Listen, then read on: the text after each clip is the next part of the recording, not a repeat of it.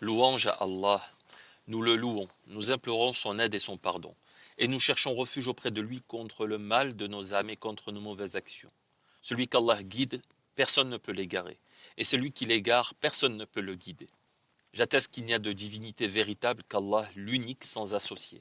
Aussi, j'atteste que Mohammed est son serviteur et messager. Que les prières et les bénédictions d'Allah soient sur lui ainsi que sur sa famille et ses nobles compagnons. Cela étant dit, que la paix et la miséricorde d'Allah soient sur vous. Le sujet que nous allons traiter est les mérites de la zakat. La zakat ou l'aumône obligatoire constitue le troisième pilier de l'islam après la profession de foi, shahada, et la prière. Il s'agit d'une œuvre imposée par Allah qui purifie l'âme et les biens. Allah dit dans Surat At-Tawbah, le repentir, verset 103, « Prélève de leurs biens une aumône par laquelle tu les purifies et les élèves, et prie pour eux. Ta prière est une quiétude pour eux, et Allah est audient et omniscient. » Il ne s'agit pas d'un don offert aux pauvres par le riche, mais d'un droit dont le pauvre bénéficie sur les biens du riche. L'origine de sa prescription se trouve dans le Coran, la Sunna et le consensus de la communauté musulmane. Avant de commencer à traiter les mérites de la zakat, il convient de mentionner quelques explications concernant ce pilier de l'islam. Tout d'abord, la définition. Dans la langue arabe, le terme zakat a deux sens.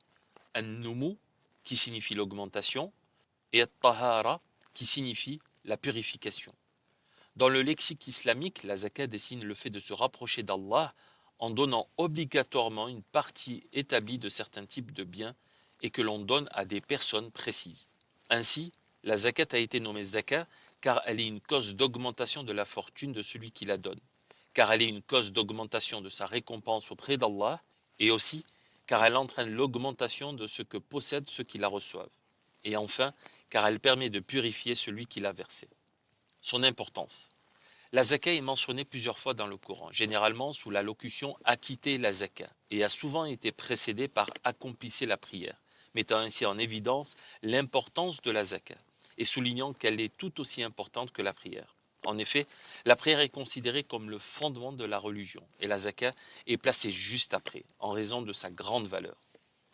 Dans Surat al-Baqarah, Allah a dit dans le sens du verset « Accomplissez la prière et acquittez la zakat, et inclinez-vous avec ceux qui s'inclinent. » Il y a de nombreux éléments qui mettent en avant la place centrale de la zakat dans la religion.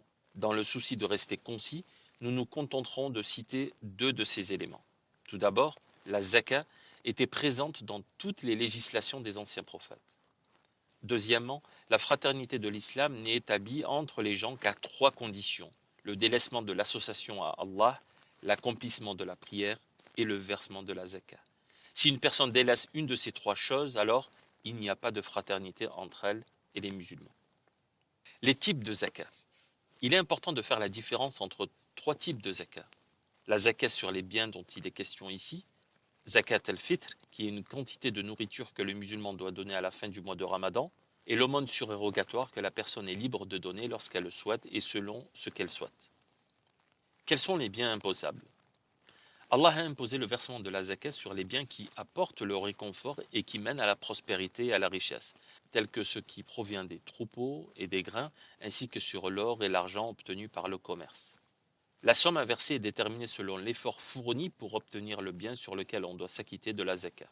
Il est notamment obligatoire d'offrir le 5e de la valeur des trésors découverts, le 10e de ce qui provient des récoltes arrosées par la pluie, le 20e de ce qui nécessite un effort des deux parties, et le 40e de ce qui est obtenu grâce à beaucoup d'efforts et de changements, tels que les espèces et les biens commerciaux. Les règles à respecter lors du don. Voici quelques règles subtiles de bienséance que le musulman doit observer pour s'acquitter au mieux de ce devoir. Premièrement, savoir qu'Allah éprouve celui qui prétend l'aimer. Allah dit dans le Coran « L'homme pense-t-il qu'il pourra prétendre croire sans être éprouvé? Nous éprouvâmes ceux qui vécurent avant eux jusqu'à distinguer les véridiques de ceux qui mentaient. » Ainsi, Allah éprouve le musulman en l'obligeant à faire don de ce qui lui est cher et se départir du défaut de l'avarice et à se montrer reconnaissant des bienfaits qu'il possède. Deuxièmement, s'en acquitter en secret. Ce point fait l'objet de divergences chez les savants qui considèrent généralement qu'en tant qu'obligation, la zakat, comme les 5 prières, le jeûne de Ramadan ou le pèlerinage, peut ou doit être fait publiquement. D'autres préconisent de donner la zakat discrètement. Cela pour se préserver de la duplicité et de l'ostentation qui peuvent annuler toute ou une partie du mérite de l'œuvre, et également pour éviter d'afficher la personne dans le besoin qui ne souhaite pas nécessairement que tout le monde connaisse sa situation. Troisièmement, préserver son geste de la vantardise et du mauvais comportement. Allah dit dans le Coran: Ô croyants, ne rendez pas vain le mérite de vos œuvres de charité par la vantardise ou par des propos désobligeants. Le donateur de la zakat doit éviter d'exposer son œuvre à l'ostentation en s'en vantant, et il doit éviter toute attitude ou parole hautaine ou méprisante à l'endroit des démunis. En effet, ce sont les démunis qui lui permettent de se décharger de son obligation religieuse et ainsi de se purifier et d'obtenir la bénédiction dans sa personne, sa famille et ses biens. Quatrièmement, ne pas donner d'importance à son don. Le fidèle doit mépriser son don, car celui qui trouve grand son acte l'admire. Les savants expliquent qu'il faut toujours considérer son œuvre en rapport au bienfait d'Allah, à la perfection de ses actes, à nos propres manquements et à l'œuvre de ceux qui nous surpassent dans l'adoration, en commençant par notre prophète, paix et bénédiction sur lui. Ainsi, nous resterons humbles et craintifs quant à l'acceptation de notre œuvre et éviterons le piège de la fatuité. Cinquièmement, donner de ses meilleurs biens. Les savants rappellent l'obligation de ne donner que les biens licites et acquis de façon légale, car Allah est pur et n'accepte que ce qui est pur. Ensuite, ils recommandent de donner des biens qui nous sont les plus chers pour nous conforter au commandement divin.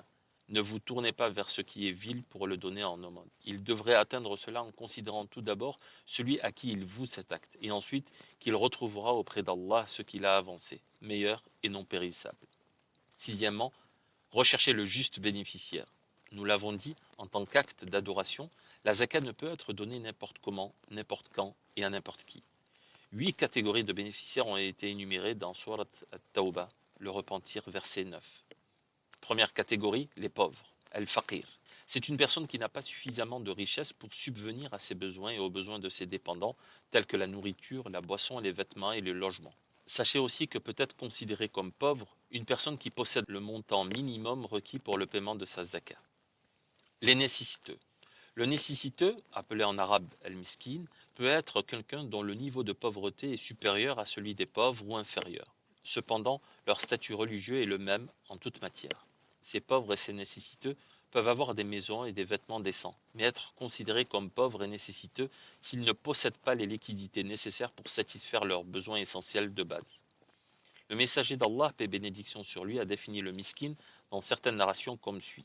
Le miskin n'est pas celui qui circule parmi les gens en mendiant, recevant peut-être un morceau de nourriture ou deux et une date ou deux. Au contraire, le miskin est celui qui n'a pas assez de richesse pour lui suffire, mais il ne le fait pas savoir aux autres pour recevoir la charité et il ne mendie pas auprès des gens. Hadith rapporté par Al-Bukhari. Troisième catégorie, ceux qui sont employés dans le travail de la zakat. Ce sont les musulmans qui sont employés pour collecter la zakat. Ils le font par le recours à la persuasion ou par d'autres moyens. Ils reçoivent donc une partie de la zakat collectée. Quatrième catégorie, ceux dont le cœur sont à gagner à l'islam. Ceux dont les cœurs sont à gagner à l'islam sont les nouveaux musulmans dont la foi est faible et ceux qui peuvent avoir une forte influence sur leur peuple. La zakat leur est alors donnée afin d'apaiser leur cœur, de renforcer leur foi et de faire en sorte qu'ils s'attachent de tout cœur à l'islam. Ceci dans l'espoir que des bénéfices généraux puissent en être tirés ou que leur mal, s'ils retournent à l'incroyance, soit limité. La zakat peut également être donnée à des non-musulmans, notamment dans l'espoir qu'ils acceptent l'islam. Cinquième catégorie, les esclaves. L'objectif de cette catégorie est d'acheter les esclaves musulmans avec les fonds de la zakat et de les libérer pour la satisfaction d'Allah uniquement. Sixième catégorie, les endettés. Il s'agit d'une personne qui a une dette tout en étant capable de la rembourser. Cette personne a droit à la zakat à condition cependant de ne pas l'avoir acquise par désobéissance à Allah et à son messager. Une telle personne reçoit le montant qui lui permettra de rembourser sa dette à partir des fonds de la zakat. Cela est dû à l'affirmation du prophète, paix et bénédiction sur lui, il n'est pas autorisé de mendier sauf pour 3 personnes. La personne extrêmement pauvre, la personne lourdement endettée et la personne qui a une dette de sang à payer en cas de meurtre. Hadith rapporté par Tirmidhi et Abu Daoud. Septième catégorie, pour la cause d'Allah. Huitième catégorie, le voyageur en difficulté. Il s'agit du voyageur qui se trouve en dehors de sa ville natale ou de sa ville d'origine et qui a dépensé tout son argent. Par conséquent, une part des fonds de la zakat lui revient, ce qui satisfera ses besoins en tant qu'étranger, et ce, même s'il est riche dans son pays d'origine. Ceci est dû à la pauvreté qu'il connaît au cours de son voyage, étant donné qu'il est coupé de ses ressources. Voici quelques points importants concernant la zakat. Si un musulman paie la zakat sur sa richesse, à l'une des 8 catégories de bénéficiaires, cela suffit. Cependant, il doit accorder la priorité aux bénéficiaires qui sont les plus importants et qui ont un plus grand besoin. Deuxièmement, il n'est pas permis de verser la zakat à ce que le musulman doit prendre en charge, comme ses parents, ses enfants et son épouse. Il en est ainsi parce qu'il lui est obligatoire de dépenser pour eux chaque fois qu'ils en ont besoin. Troisièmement, la zakat n'est pas acceptable sauf avec son intention. Si une personne la débourse sans avoir l'intention de payer la zakat obligatoire, elle ne sera pas considérée comme de la zakat. Voici maintenant les mérites de la zakat. Les mérites de la zakat qui ont été mentionnés dans le texte de l'islam sont très nombreux. Dans le souci de rester concis, nous ne citerons que quelques-uns d'entre eux. Premièrement, la zakat complète et parachève la foi du musulman, car c'est l'un des piliers de l'islam. Si le musulman la verse, sa religion est complète et parfaite, ce qui est certes un objectif important pour chaque musulman croyant cherchant à parachever sa religion. Deuxièmement, la zakat prouve la foi sincère de celui qui la verse. En effet, l'argent est chéri par l'homme, et il ne sacrifie ce qu'il aime que pour quelque chose d'au moins aussi aimé. C'est pourquoi elle est appelée sadaqa, aumône, car elle traduit la sincérité, as-sidq, de celui qui l'accorde par la recherche de l'agrément d'Allah. Troisième mérite, elle purifie les mœurs de celui qui la verse, la préserve de toute avarice et l'élève au rang des gens généreux. En effet, si l'être humain s'habitue au don et qu'il fait don de son savoir, de son argent et de son prestige, cette tendance à donner deviendra une qualité si dominante qu'il se sentira gêné le jour où il ne fera pas de don. Celui qui s'habitue également à donner se sent déprimé s'il laisse passer un jour sans donner de ses biens, sans faire profiter autrui de son prestige ou de ses biens. Quatrième mérite, elle rend l'homme allègre, car celui qui fait don d'une chose, surtout l'argent, éprouve de la joie. Ce sentiment est effectivement constaté par expérience, à condition que le don soit fait par générosité et volontairement, et non avec attachement au bien versé. Dans son ouvrage Zad al-Ma'ad, Ibn al-Qayyim, qu'Allah lui fasse miséricorde, a dit « Le don et la générosité sont des facteurs d'épanouissement. Cependant, ne le ressentent que celui qui donne avec largesse et de bon gré. Il le verse avec le cœur avant de le faire avec la main.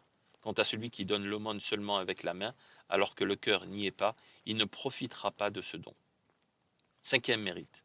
Ce don fait de l'homme un croyant complet. Il est dit dans un hadith rapporté par Muslim, « Aucun de vous n'aura vraiment la foi avant de désirer pour son frère ce qu'il désire pour lui-même. Tout comme vous désirez que l'on vous donne assez d'argent pour satisfaire vos besoins, il faut désirer donner également à votre frère. Et c'est ce qui rend la foi parfaite. » Sixième mérite, la zakat est l'une des raisons de l'accès au paradis. En effet, le paradis est destiné à celui qui parle gentiment, nourrit les gens, salue les autres en abondance et prie la nuit alors que tout le monde dort, comme il est cité dans un hadith rapporté par Ahmad et Tirmidhi. Septième mérite, la zakat fait de la société islamique une seule famille où le plus fort aide le faible et le riche donne aux pauvres. C'est ainsi que chacun ressent qu'il a des frères avec qui il doit être bienfaisant comme Allah l'a été avec lui. À ce propos, Allah le Très-Haut dit « Et sois bienfaisant comme Allah a été bienfaisant envers toi. » Huitième mérite, elle étouffe la volonté de révolte chez les pauvres.